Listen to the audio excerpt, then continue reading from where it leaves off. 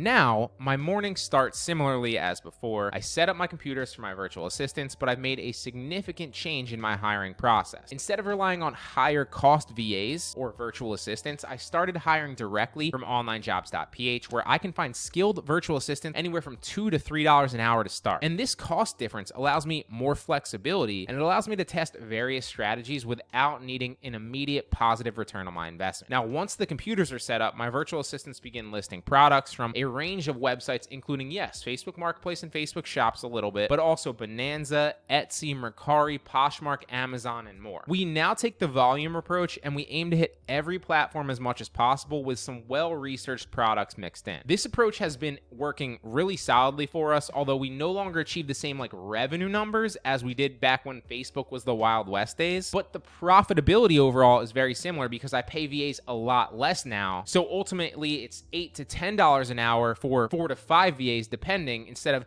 $24 an hour for only 3. Now, in addition to listing products, I have one virtual assistant who handles order processing as well and contacts wholesale suppliers on Amazon for drop shipping there. We take a slow and consistent approach to scale here because reaching out to suppliers each day ensures that we can set them up quickly and effectively, and we maintain a good relationship. We select suppliers primarily with no minimum order quantity, but also that provide order fulfillment services on their website. That way we know they'll drop ship. To identify profitable products, we use a software called Scan Unlimited, which compares wholesale supplier prices on the websites to Amazon's catalog of millions of products. And this helps us determine which products are worth listing and which ones are profitable. Now, for suppliers whose stock we don't monitor automatically, because often wholesale suppliers you can't do that with, I have a VA every single week that checks the products to see if there's any out of stocks or any price changes, but only once a week. Now, after that, I move on to product research for Etsy dropshipping. And my main goal is to identify successful stores and provide their best designs to my graphic designer so he can then redo them in his own way, put his own touch on them with a slight variation, and we can go after designs with a high probability to sell because they're already proven. Overall, I've shifted my e-com focus to Amazon and Etsy because